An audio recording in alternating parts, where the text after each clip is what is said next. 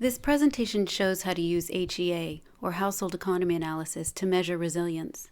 Specifically, we'll explore how a customized application of HEA's outcome analysis can be used to measure levels of household resilience in the face of different shocks, and to evaluate the effectiveness of resilience-building projects.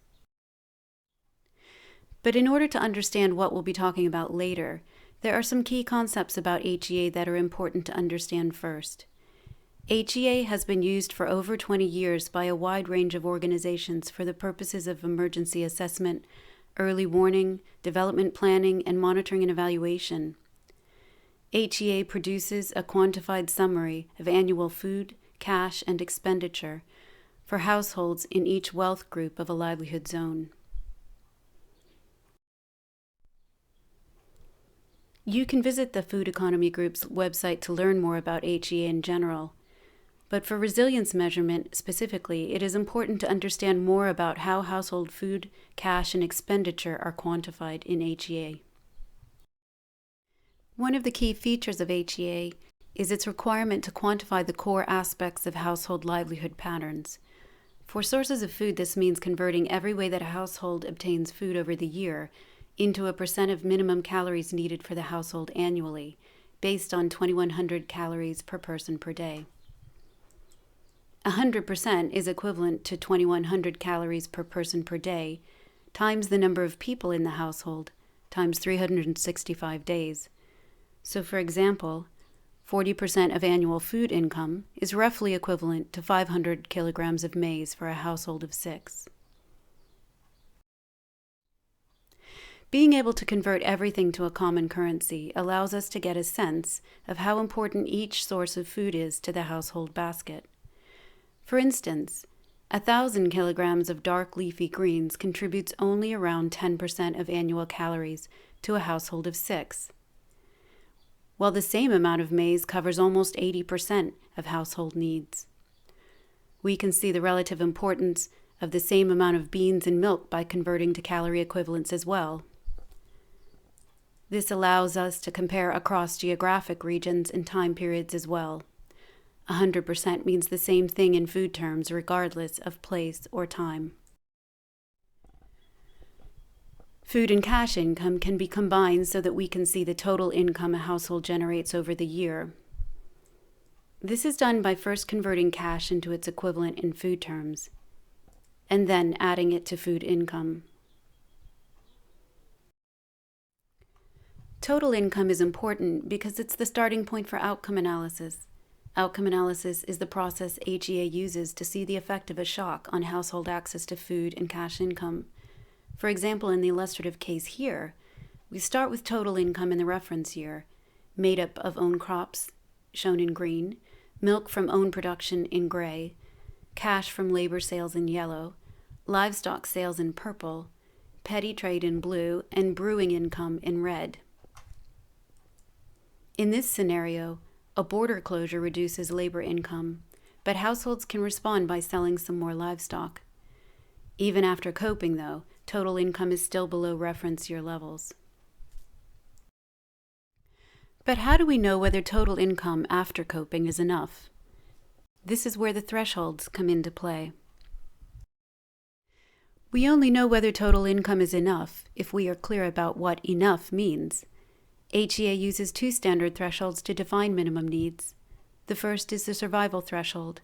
This is really the bare bones of existence, and it includes the costs of meeting minimum food needs, plus the costs of water where water is purchased, and the means to prepare food, which includes things like soap for washing hands, firewood for cooking, and basic cooking utensils. This cost, when expressed in calorie terms, is usually pretty standard across livelihood zones, with the exception of water. If households can't meet these costs, then an intervention to save lives should be considered. The second threshold is the livelihoods protection threshold. This includes the costs of basic survival, which are the items covered on the last slide, as well as the costs of maintaining a productive livelihood according to local standards. These normally include the costs of schooling, health, and household basics, such as salt, oil, tea, sugar, kerosene, as well as productive inputs like seeds, tools, animal health, and the hire of labor. The livelihood protection threshold varies across livelihood zones and wealth groups. If a household cannot cover these costs, an intervention would be launched to save both lives and livelihoods. So in this example, households are able to survive after the hazard, but they would not be able to meet their livelihood requirements, putting them at risk for the coming year since they don't have enough money to plant their crops for the next season or to take care of their livestock. Now that we've gone over some of the key HEA concepts that are important in resilience analysis, let's move on to how we can actually use the HEA evidence base to help us measure household resilience. In the past few years, countless definitions of resilience have surfaced. The EU's definition captures one of the core components of many of these emerging definitions. It defines resilience as the ability of an individual, a household, a community, a country, or a region to withstand, adapt, and quickly recover from stresses and shocks such as drought, violence, conflict, or natural disaster. This emphasis on recovery is important in most definitions. In HEA, therefore, we would want to know whether after a shock, households during the coming consumption year would be able to use the means they have at hand to recover to the point where they can meet their livelihood protection needs. Households that are not resilient lose a lot of income in the shock year and recover slowly in the post-shock years. Households that are resilient lose less income in the shock year and recover quickly from the shock. What's the difference between these households? Resilient households don't lose assets or accumulate debt in the shock year, and they're able to invest in next year's production as usual, thereby maximizing income once production conditions return to normal. USAID's definition of resilience includes the reminder that how households recover is important. Options like prostitution, which clearly damage the health or well-being of household members, or unsustainable livestock sales, which would limit households' income earning in subsequent years, cannot be considered part of a healthy recovery. The goal of resilience programs is to build the capacity of households to recover without using strategies that would be damaging to the health or well-being of the household or to limit their productive potential in the coming years. Thus, recovering using non-damaging coping strategies is another consideration. One thing that has been well established over the years is that different hazards affect the same household in very different ways. A drought will have different effects on food and cash income than a flood or a typhoon, and each hazard has its own requirements for recovery. This begs the question, which hazards do we want to build people's resilience to? The OECD states that building resilience in a developing country context means enhancing the capacity of individuals, communities, and states to absorb, adapt, and transform to the shocks and risks that they should normally be expected to deal with. This suggests that we should focus building resilience to locally relevant hazards that occur most commonly. Combining these three core concepts of resilience, then, HEA outcome analysis can help us determine whether a household can recover sufficiently after a locally relevant hazard without using damaging coping strategies. It is important to note that in HEA outcome analysis, we never include the expansion of high-cost coping strategies, such as the unsustainable sale or slaughter of livestock, distress migration of whole households, or the sale of productive assets. This is because we want to be able to intervene to save lives and livelihoods before people are forced to turn to these options. In HEA-based resilience analysis, we also leave out some of the medium-cost strategies that might keep households from fully recovering. These would normally be included in a standard outcome analysis for emergency assessment purposes, but when we are concerned with measuring resilience, some of these strategies need to be left out. For example, if a household intensifies local or migrant labor activities above the levels in the reference year, it would not be able to invest this labor in its own fields, which reduces the speed of its recovery.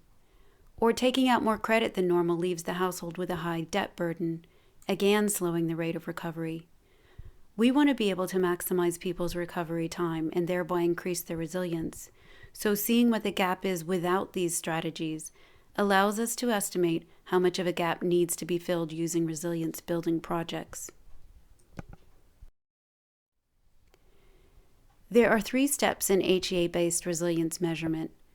The first one is to run an outcome analysis under the conditions just discussed. In other words, a problem specification is developed for a typical, locally relevant hazard, and the analysis is run using only non-damaging coping strategies. Second, the Household Livelihood Resilience Score is calculated for each wealth group. And third, the effects of project income and associated expenditure requirements are evaluated in relation to the Livelihoods Resilience Score. Let's take a closer look at the first step. This slide provides an illustration of the outcome in relation to resilience drawing on real baseline data from Dakoro Katsina Agripastoral Livelihood Zone in Niger, using locally relevant shock, in this case a moderate drought. The left-hand bar chart shows total income in the reference year. The middle bar chart shows total income after the moderate drought, and the right-hand bar chart shows the 2 thresholds, survival in pink and the additional cost of livelihood protection in blue.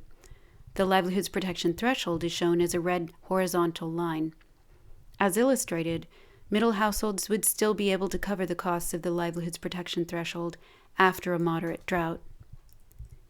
Very poor households, on the other hand, cannot do so and are left with a deficit. This analysis shows that middle households are resilient in the face of drought in a way that very poor households are not. Second, we need a resilience score that means the same thing everywhere. We just saw with the Niger example that resilience can be measured by the level of the livelihoods protection deficit following a locally relevant hazard. So it makes sense that the Household Livelihoods Resilience Score would be the ratio of total income after a shock to the livelihoods protection threshold. A score of anything below 1 means that there is a resilience gap to fill. Anything above 1 means that households are generally resilient to that shock. The Household Livelihoods Resilience Score will vary from wealth group to wealth group and livelihood zone to livelihood zone. In the third step, we evaluate a project's impact on household resilience. We can judge the effectiveness of a project by its ability to increase total income up to or above the livelihoods protection threshold following a locally relevant shock.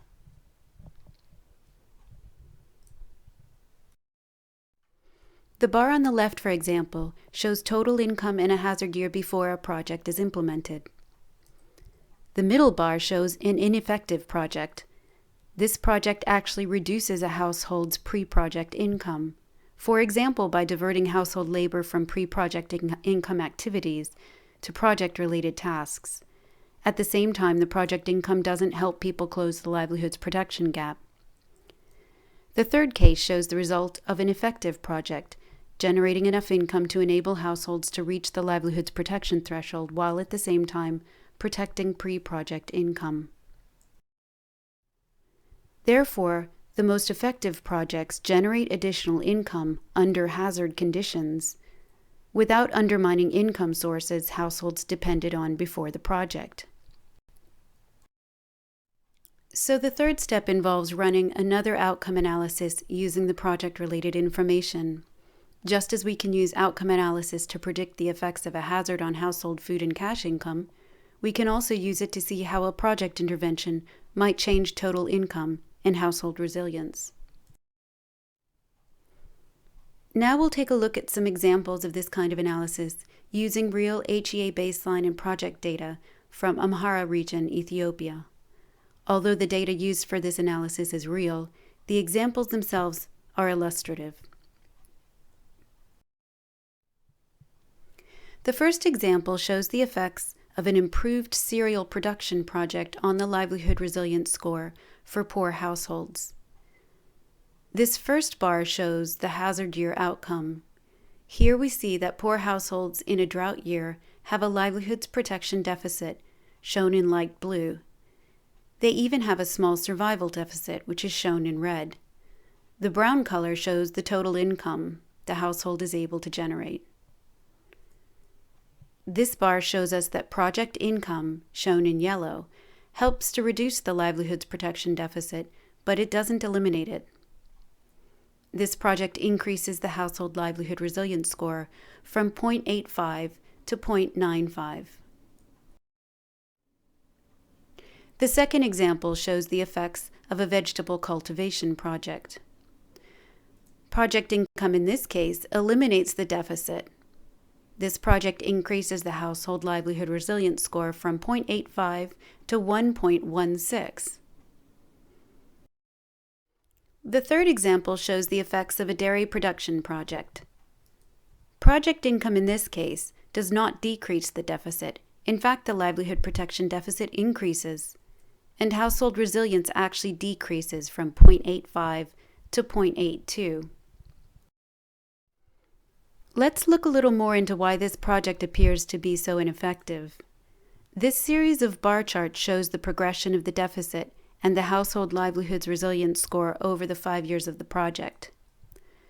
We can see that in the first year of the project, households need to take out credit, shown in green, in order to build shelter for the dairy cow, pay for fodder and vet fees, and for other inputs. Another thing to note is that the livelihoods protection threshold is higher in all years after the project because households need to spend more money to maintain the cow. The black line shows the livelihoods protection threshold before the project. The top of the blue bar, year by year, shows the livelihood protection threshold throughout the project. Income is only earned in years 2 and 4 from the sale of milk, and then again in year 5 from the sale of the calf born in project year 2. In sum, project income is not high enough in a hazard year to offset the costs of the project for the household. Doing this kind of analysis before we implement a project allows us to compare the effects of different projects on household resilience, and perhaps even more important, it allows us to see where a project might actually end up doing unintended harm. It can also help us make mid-course corrections and increase the effectiveness of a project in relation to its impact on household resilience. In summary, HEA baselines offer a good starting point for measuring resilience because they provide a quantified summary of livelihood options, disaggregated by livelihood zone and wealth group. We can measure resilience by seeing how total income in a locally relevant hazard year compares to the livelihoods protection threshold. This provides us with a household livelihood resilience score. We can further see whether project interventions increase or decrease household resilience by running an outcome analysis using both the locally relevant hazard and project-related data. This allows us to do a pre-flight check on projects before they are implemented, and it enables a more accurate evaluation of impact at the midline and at the end of a project.